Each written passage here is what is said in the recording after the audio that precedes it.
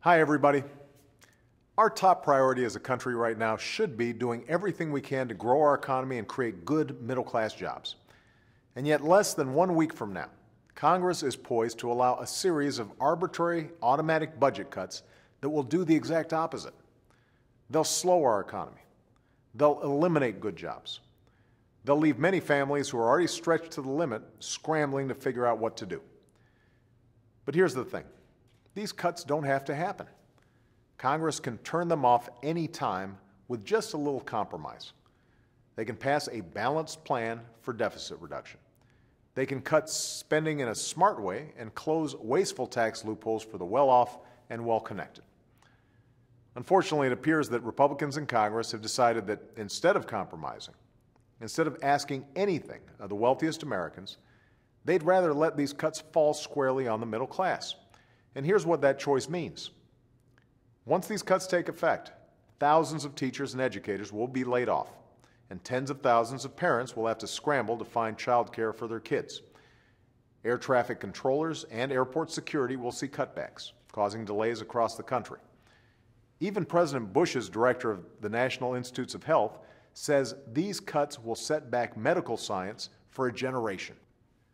Already, the threat of these cuts has forced the Navy to delay the deployment of an aircraft carrier to the Persian Gulf, affecting our ability to respond to threats in an unstable part of the world.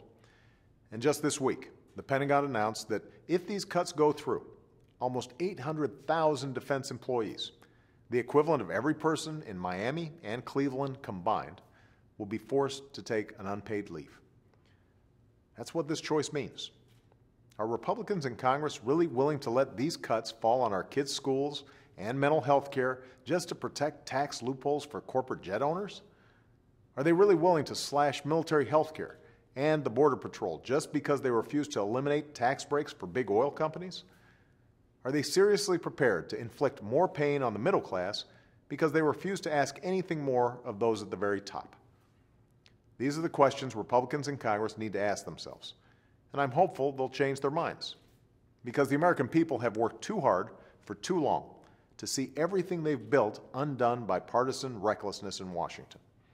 Instead of these reckless, unbalanced cuts, I believe we should work together to build on the more than $2.5 trillion in deficit reduction we've already achieved.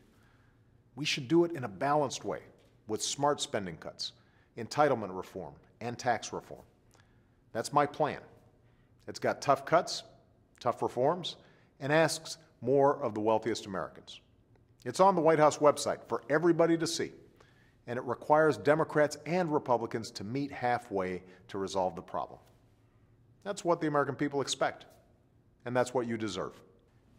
We just need Republicans in Washington to come around, because we need their help to finish the job of reducing our deficit in a smart way that doesn't hurt our economy or our people. After all, as we learned in the 1990s, nothing shrinks the deficit faster than a growing economy that creates good middle-class jobs. That has to be our driving focus. That has to be our North Star. Making America a magnet for good jobs, equipping our people with the skills required to fill those jobs, making sure your hard work leads to a decent living. That's what this city should be focused on like a laser. And I'm going to keep pushing folks here to remember that. Thanks so much.